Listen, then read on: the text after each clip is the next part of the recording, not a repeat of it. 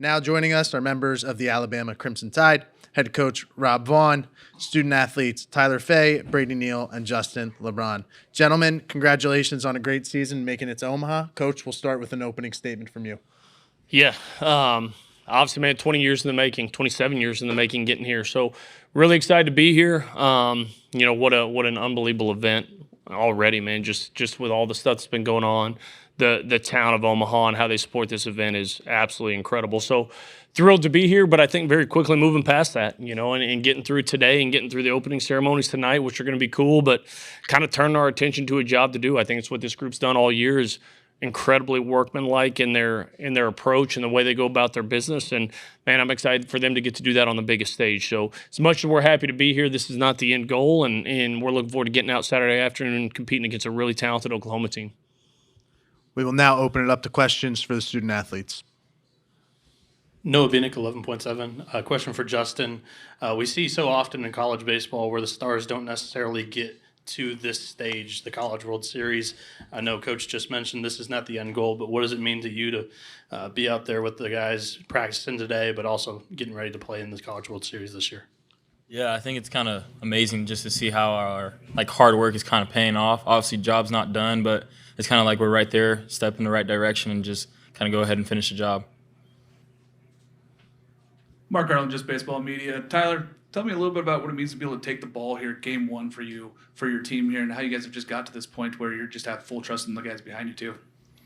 Yeah, I mean, it's pretty awesome to be the guy that starts it off for us, but I think it really wouldn't matter who starts game one. Any of us they would get the job done. I think we've all been good all year, and yeah, really a lot of trust in the bullpen guys and the other starters, and yeah, just really exciting to be here for sure. Noah Darling, College Baseball Central, for each of you guys, whether he's coaching your position group or not. What does Coach Mike Morrison do for you, given his own Omaha experience, in fact, winning it all? Yeah, I'll go since he's my position coach. He's the man. Like, he's awesome dude, just full of energy every day. Same guy every day. He's given us some good insight on it. Obviously, he's been the one to carry his team and win it all and do all that kind of cool stuff. So just how to be in the moment, stuff like that. So he's been a huge help for all of us, for sure. Yeah, I think honestly, for me speaking, he's just really taught me how to be a really good human being and how to really deal with all the pressure and just really enjoy the moment. I think that's what he was talking about when we were out there. He's like, enjoy all this media stuff and all this stuff because, I mean, it's going to be one of the coolest things you do in life. Joe Medzer, SEC Network. Tyler, could you talk a little bit more about just what it means to be here, having grown up, so close to here? And I believe I saw another interview where you came to here for games when you were a kid. Could you talk about that, please? Yeah, it's really special to be back here. I've come to probably 5 games in my lifetime growing up. I went to a game last year when we were back home after we'd already got knocked out, sadly. But yeah, being back here is awesome. I've had hundreds of family members and friends, and everyone texts me and say they're coming to the game and they're going to come support.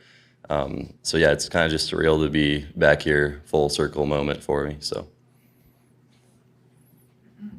Michael Stamps, Bama Central. On that note, what does it mean to kind of have some of your friends and family too, if they're going to be here to come and watch you for a big moment like this? Yeah, I mean, it'll be really exciting. I haven't thrown in front of a lot of my friends since high school, so a lot of my old teammates and stuff, and being able to see all of them and have them supporting me and the boys in the crowd will be really fun.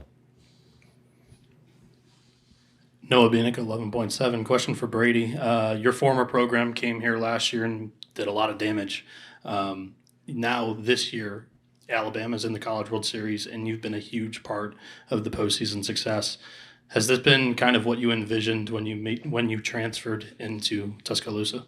Yeah, 100%. When Coach Vaughn came to see me in the Cape, man, this is the same thing we wanted to do. We wanted to take Alabama to College World Series and win it all, man. We're here to have fun and do all this fun stuff, but we want to win baseball games. Like, at the end of the day, it's cool to be here, but it's really cool to win it. So that's our goal, man. Just complete the thing game by game, step by step. Just tackle each thing on the itinerary we got every day. Just be consistent, man. Be consistent. Go try to win it all. At this time, I believe we have a question from Zoom, so we'll take that. Hi, Spencer Thomas from the Grand Island Independent. Tyler, could you just talk a little bit about how you're sort of trying to manage these emotions with, you mentioned everyone from your hometown coming up by 80 to see you and kind of getting that through your head and what by the time you step on the hill? Yeah, I mean, I think it's all just exciting. I think every game is really the same. I mean, you go out there and you pitch, you try to execute each pitch. So I think it'll just be a little bit more exciting, might have a little bit more adrenaline than normal, but I've been going about it trying to stay the same. Any more questions for the student athletes? Take another up front. Michael Stamps, Bama Central. Brady, I'm curious, how much growth do you think you were able to undergo this past season? Does that make it more special now that you're here in this moment with a chance to go far? Yeah, 100%. I think I made a lot of strides, man. Like year to year in college baseball, I feel like it's common for guys to go year by year making big strides and getting better at little different things they need to get better at. And I mean, we wouldn't be here if we didn't make strides during the season, man. I've been in spots this year where I've been struggling and doing this and that. I think these guys would say the same thing, and it's about can you correct it and keep moving. So. Could you guys just, I'm sorry, Joe Menzer, SEC Network, can you just talk about the gauntlet that is the SEC, and is it kind of ironic you get here and now you're facing Oklahoma and it's an all SEC bracket? Tyler, if you want to start with that and then work your way up. Yeah, I mean, the SEC is really tough, obviously. I don't really think it's a big surprise to have 5 teams in. I know it's more than they've had before, but the past, 8 years it's been SEC team winning it, and I think the level of competition every week, it's tough. So it kind of builds each team up and gets them ready for the biggest stage. Yeah, no doubt. I definitely think it's a very good thing for teams like us to go through the ups and downs through the years against very good teams. I think what it does, it puts us in a really good position in the postseason just to go out there and, you're going to play those teams again. You're going to be in tough moments throughout the season. So it'll really come out in the postseason. Yeah, I mean, the crazy thing to me I was just thinking about is 3 out of the 4 teams that are on our side of the bracket were all teams that got 2 byes in Hoover. Like, that's crazy to think about, man. Like, the talent that Texas and Georgia and all these teams have is unbelievable. And the ACC is good too, man. All these other conferences, West Virginia, they're all really good teams. Like, the SEC's the top of the top, in my opinion, but I've never played in the other conference, So it's just a testament to how many good players there are in college baseball. Okay, Justin, Tyler, Brady, we appreciate your time. Thank you. Good luck Thank on you so Saturday. much.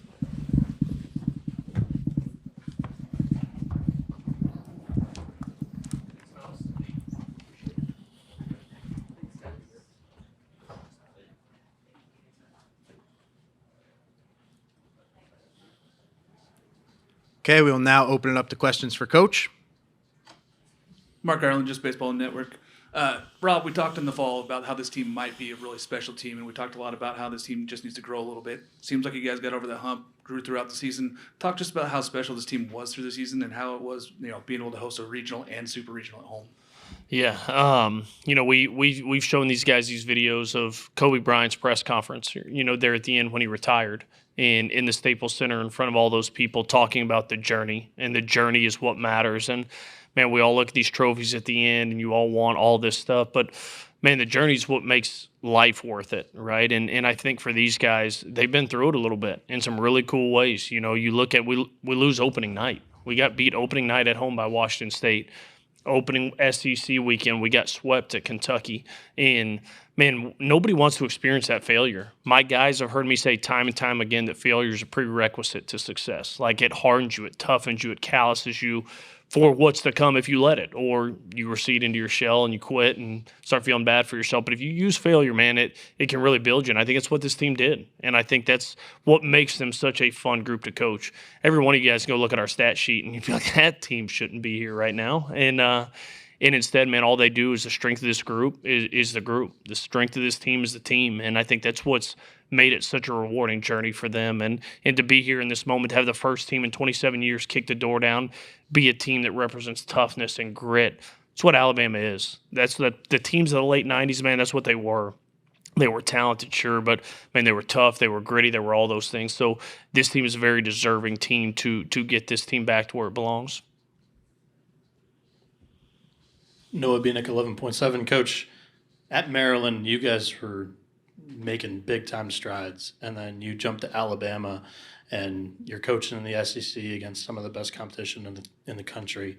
Is this what you envisioned with your team out there warming up, getting ready to play a College World Series game at Charles Schwab Field?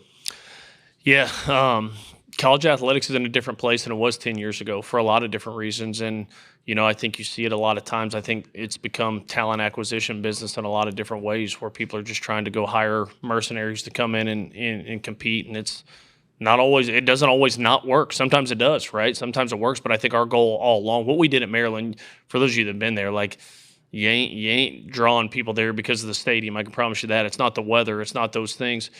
It's a special place. It's a place that, man, I cut my teeth on. It's a place that gave me a chance when I probably didn't deserve a chance. In my time there and what we learned as a staff there, I think is exactly what's allowed us to have success here. And that's that people matter. That's that building culture matters. And even in a world where I know people say that's hard to do, the right kids are still out there. It's so easy for us to say all these kids are out there chasing money and doing this. And yeah, there's guys that do that. And sometimes it works. But at the end of the day, for us, it's always been about culture. It's about getting the right people in the door. And that's what we did for 11 years at Maryland. And I think that's what allowed us to have a lot of success there over the years. We had some talent there. You had some big leaguers there. You had some really good players there. But you had a lot of right people there. And so when we came down to Alabama, that was a huge piece is, can we take that blueprint? Is that going to play in the best league in America? And there was no guarantees to anything, right? Like we talk about that being unafraid to crash and burn. That's something my guys hear me say all the time. That was our coaching staff's philosophy coming in is like, man, we're going to send it with how we do things. We're not going to come here and change how we do things, how we built things. We're going to try to see if that blueprint will play in the best league in America.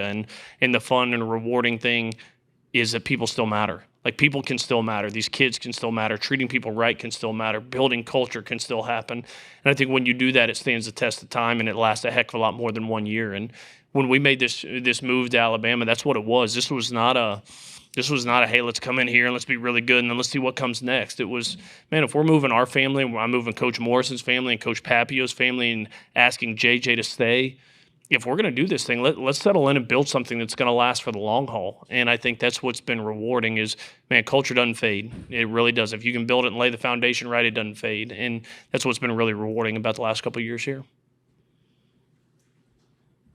Michael Stamps, Bama Central. I'm curious when you think about guys like Tyler, Justin, Brady, and some of the other upperclassmen on the team, is how much do guys like that embody your program, embody your culture, and how much can you lean back on those guys when you're on the big stage like this? Yeah, man, it's not hard. Like, it's in business, right? I talk about this all the time. Like, 30 years ago, if you'd have invested in Google early on, you'd probably be a heck of a lot richer than if you'd invested in Google yesterday, right? And it's like the early adopters are the ones that, man, always hold a special place in your heart. Every one of these kids trusted us before Alabama was really on the map in some ways, right? Like we talked about our vision. We talked about what we believed we could build here. We talked about the type of people we needed in the room. But, man, there's no guarantee on the other end. And these kids trusted us with their career. Brady Neal left a perennial powerhouse and trusted us with his career. Justin LeBron could have gone anywhere in the country that he wanted to after his freshman year and chose to do it at Alabama, all before we had done anything, right? And a guy like Tyler Fay, who redshirted his first year and wasn't on the roster and turns into the player he is now, like those guys all trusted us whether before there was – proof of concept here, right? It was just talking about our vision and what we believed we could do. And those are the kind of kids you never forget. It's not hard for this next year. I mean, I'll tell you, like, everybody talks about recruiting right now and how difficult it is being in Omaha and trying to balance the transfer portal and high school kids. Well, guess what? It's a lot easier to make these phone calls from Omaha, I'll tell you that. Like, and to talk to some of these kids, that's a heck of a lot easier to talk about, hey, I got to go, man. I got to head out to practice at Charles Schwab. That's a little bit easier sell at times. But there's a special place in your heart for those kids that really trusted in the vision that the staff had laid out for them well before it kind of came to fruition. So special kids, man. You don't get to places like we are now without special people. Noah Binnick, 11.7. Coach, Alabama had a stellar freshman recruiting class this past year. It's hard to get to the College World Series, and if fans at home don't realize that, they can look across the road. Your rival had a really nice recruiting class 2 years ago, and it resulted in 2 straight top 4 seeds in the NCAA tournament, and yet Alabama does it in year 1 with all these freshmen. Can you talk about the process and kind of how that has been a little bit rewarding, and then what the future may look for you guys too. Oh Lord, I don't want to say anything that's going to get me in trouble up here. Man, Butch Thompson's one of the best to ever do it. Like, you talk about a dude that does it the right way and a human that does it the right way. Golly, like that might be one of one right there, you know. And so now the Alabama side of me does not hate when those guys aren't here and we are, but the human side of you loves those people. Carl Nunemaker, dear friend of mine. Like, those guys are special dudes, and they ain't going anywhere. I'm gonna tell you that right now. Like, that, they got a lot of those dudes back, and we're going to have to deal with that gauntlet next year. But looking at our class, man, it's the same thing. You got a lot of kids that trusted you with the draft. You know, I still remember we flew into the Omaha airport to go visit Tyler Fay last year. I know he's not a freshman, but you talk about the best get we got last summer was that guy deciding to come back to school. But then you're having conversations with Miles Upchurch. You're having conversations with Caleb Barnett and Chase Kroberger and Luke Smyers and some of these young freshmen about, hey, trust us with your development. Be willing to delay your gratification. And if they give you the money you want, I don't go into these houses and try to talk kids out of signing and bash pro ball. It just doesn't work. I tried that in my career. It doesn't work. It's, hey, man, like, if they're going to give you what you're worth, then great. But don't sell a Ferrari for the price of a beat-up Ford. We've talked about that all the time with them. And I think these guys just trust us with this. And you never know. Those guys are all going to be impact players here at the University of Alabama in their careers. You look at a guy like Eric Hines, who walked away from some money and came back to school, or walked away from some money out of high school, came to school, and didn't start for a while, and then works away in the lineups, now hitting in the middle of the order as a Tuscaloosa kid. Like, that freshman class is what allows us to look towards the future. Because as a coach, you're doing everything, right? You're trying to enjoy this moment. You're trying to prepare your guys for this. But at the same time, we're looking to next year, and we're looking to the year after that and after that. And so you're constantly kind of working through all of that stuff. And man, the one thing I can tell you about that freshman class is whether they've been huge contributors on the field or not, they're a huge part of why we're here, and there's a huge part of why we're not going anywhere. Joe Menzer, SEC Network. Could you, Coach, just talk a little bit more about Tyler's kind of unique journey to get to where he is now, and how well he's been pitching of late? Yeah, this might sound corny, but I still think, man, our job in college baseball, yes, it's to win games. Yes, it's to develop big leaguers. And yes, it's all the things that we all talk about in recruiting. But more than anything, it's to prepare these kids to be successful for whatever comes next. And, man, as good as the talent is in this league, as good as the talent is on this team, not all of them are going to be career big leaguers, you know. And I think what makes Tyler's journey so awesome is in a world that is inundated with particularly moms and dads that want your kid to cut and run when they're not starting every day or they're not playing every day. And it's, you know, you see it one end of the equation. You either get the parents who are like, hey, man, put your head down and work. We got to get better. And you get the parents that feed into the narrative, man, they're not giving you a chance. You got to go. You got to leave. You got to do that. Tyler Fay's parents are unbelievably special people, which is why Tyler is who he is. And, man, there's not too many guys in the world we're in now that not only did he not pitch a lot his freshman year, he didn't pitch any his freshman year, and he stayed. He pitched a little bit out of the bullpen, and he stayed. We did some different things and finally got him in a starting role in year 3. Could have signed with a pro team this year if he wanted to, and chose to stay anyway. And, man, the fruits of that are a no-hitter against one of the best offenses in the country in Florida, you know, starting and winning a regional championship and a super regional championship and going to toe the rubber in the College World Series. Like, that's why you come back to school. And I think the thing about him that makes him so special is regardless of whether Tyler's a 20-year big leaguer or not, that guy's going to be a smashing success in life, because when things get hard, he doesn't cut and run. He's not sticking his hand out looking for the next easy way and who's going to pay me more and who's going to do that. It's, I'm going to put my head down, I'm going to work, and I'm going to get better. And, man, that's the benchmark of kids that play at the University of Alabama. That's how we go about our business. He is case study one of what it looks like to be an Alabama baseball player. And that's when things are hard, man, you dig in. And that's, I think it's so easy for us as coaches to bash players for doing that. A lot of times as coaches, we do that too, right? Like, that guy didn't hit 380 as a freshman, cut him, let's go get a guy. And that happens all around the country. I'm not saying it's never happened with any team I've coached. I get it. But, man, guys like him are the exact reason you believe in what you recruit. You believe in makeup, you better hunt makeup, because that guy has that in spades, and that's why he deserves every ounce of what he's getting right now. And man, special kid. I could sit here and talk about him for hours upon hours. I love the kid. His wife is the best of the best. I flew my tail up here to Des Moines, Iowa in January, freezing my tail off to go to that wedding. And I tell you what, it was worth every single penny of that trip. Michael Stamps, Bama Central, just looking at Oklahoma, what are your kind of general thoughts on them? And then when you look back to your series with them in April now, what do you think some areas of growth have been? Man, I think both teams are incredibly different right now. I mean, they're playing great baseball right now. I mean, they're as hot as can be right now. The team itself is just very different. We didn't see Cord back there. He was hurt, missed that start. We didn't face him. I don't know if that's been announced yet, but I assume that's who we're going to see on Saturday. We'll see. We saw little Mercurius, the younger Mercurius, come out of the bullpen with electric. Felt like he was throwing 15 pitches, and they were all for strikes at 100. Like electricity out of him. At the time, Dayton LaChance was, man, that guy flailed at every slider you threw at the plate. Now you look at him, and you're like, golly.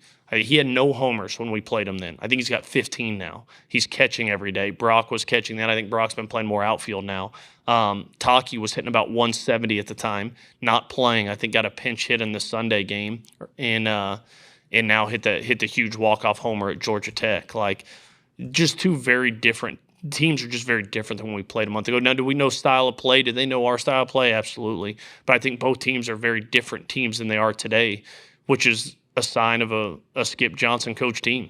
That's the reason. It's not an accident that Skip's been here a lot with different programs as assistants, as a head coach. Like, that guy's an unbelievable baseball coach, and I think he's got his team playing their best baseball at the right time. And so, man, we know we're going to have our hands full. I think, like I said, I think we've got a pretty good idea of style of play, but man, that was also they didn't get a lot of Eric Hines. That was really his coming out party. His first, I think, weekend starting was there. So we're a little bit different on our side too. So you got two teams playing really consistent, really good baseball right now, battling out at 1 or 2 o'clock, whatever time it is on Saturday on the biggest stage. So should be a heck of a show. Noah Bieniek, 11.7. Earlier, Coach, you mentioned JJ, your associate head coach, Jason Jackson. This program was in a much different spot a couple of years ago than when you currently are standing and sitting right now in Omaha, the College World Series. Talk about the impact that Coach Jackson's made on your coaching staff, but also the journey that this program's been on. Yeah. Yesterday before we left Tuscaloosa, I did a radio interview, and we talked about JJ for a while. And, man, like, I'm happy for all my coaches when we finished that thing on Monday afternoon, Monday late morning. But for him to get to hug him at the end of that was something, that moment I'll never forget. Because JJ and I didn't know each other before this whole thing went down. He took over a really tough situation in 23 and stepped in as the interim head coach and did an incredible job of leading that team to – you can argue that team, I think, I'm sitting there watching from afar like I'm trying to get this job. And I'm like, they're going to end up in Omaha. I ain't getting this job. Like, but I'm watching him, and I had some conversations with our AD, Greg Byrne, at the time, and he had asked me, he's like, hey, what do you think about JJ? And I said, man, be honest, I know a lot about him. I've never had a conversation with JJ and taken over a program like this. I got to make sure I have people I trust. And so he's like, what if I connect you guys? So me and JJ had a conversation. I was in the hotel at Wake Forest. Me and him had a conversation. And, man, we spent the first half hour of that talking about our families. Not talking about baseball, not talking about pitching mechanics, talking about our families. I went back and watched every press conference of his from Hoover.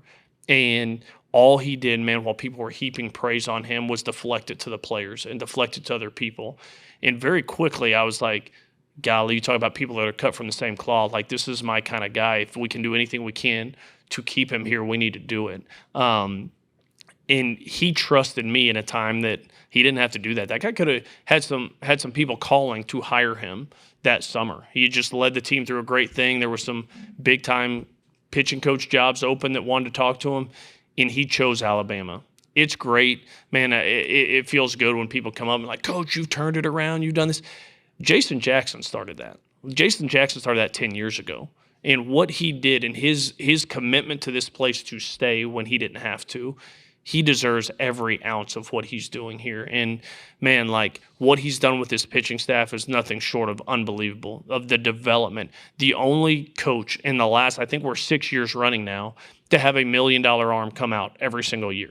That's development. Every one of those guys are homegrown dudes from the University of Alabama that came in and worked their way through. Not a kid we got out of the transfer portal and sprinkled some magic dust on him for 6 months and turned him into a first rounder. Guys that went through his system for 3+ years and turned themselves into $1 million arms. Like, it's not an accident. And if you spend 5 minutes talking to him, it is the most unselfish, the most humble, the most real human you'll ever be around. And the reason you hear Tyler Fay act like he acts is Jason Jackson. The reason you hear these things is because of JJ and how he works through these things. And, you know, him and his wife, Katie, are very special to our family, like, as are all of my coaches.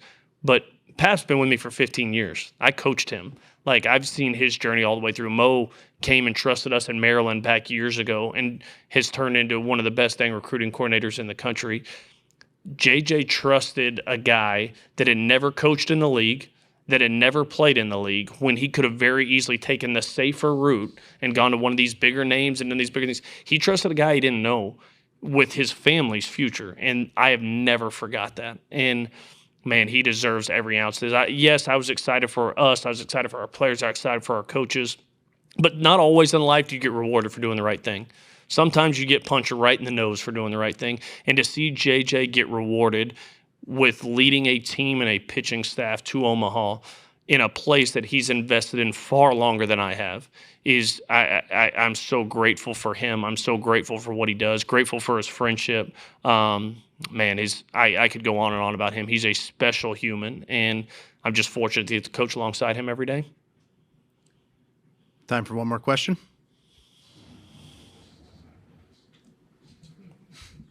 Why not? Noah Bieniek, 11.7. Coach, 3 super regionals in the state of Alabama, 2 teams from Alabama in the College World Series, and the other one is Troy, a mid-major program from the same state that you happen to share a home-and-home series with most years. Yeah. Just a statement on the state of college baseball in Alabama right now. Yeah, awesome. I mean, it's something that it's great for our state, you know, and we've talked about that a lot. Like, looking at where the state of college baseball is in the state of Alabama is pretty awesome. Like, you have some other teams that had unbelievable years. Casey Dunn at UAB and what his team did. You look at Sanford and what those guys do year in and year out and just pump out really good players and put competitive teams on the field. You had Alabama State in a regional.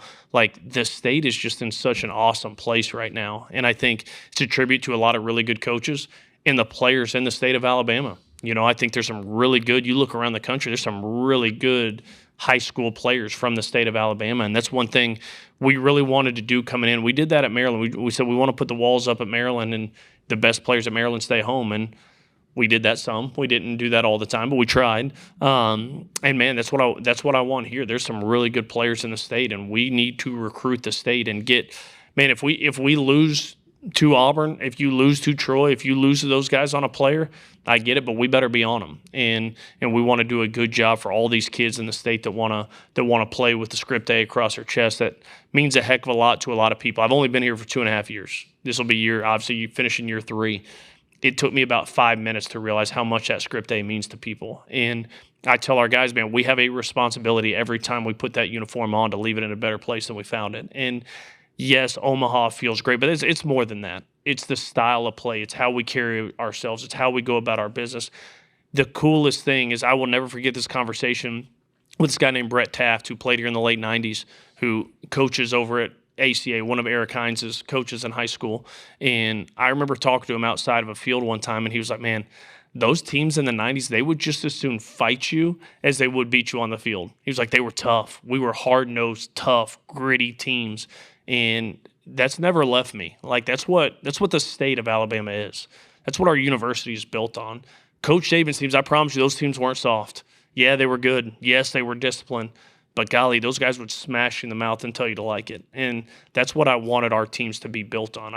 Yes, we want good players. We want all that stuff. But a prerequisite to that and us carrying the torch forward for the University of Alabama is the style and how we go about our business. So, man, what an unbelievable university to get the opportunity to work for. And it's not lost on me, man. I'm trying to steward this program well. This is not my program. I'm trying to steward it the right way, and the people that came before, the Coach Wells, the Coach Gaspards, like those guys, man, they deserve these moments and deserve to see Alabama in this place. So, man, it's a really neat thing for our state right now to have 2 teams here in Omaha.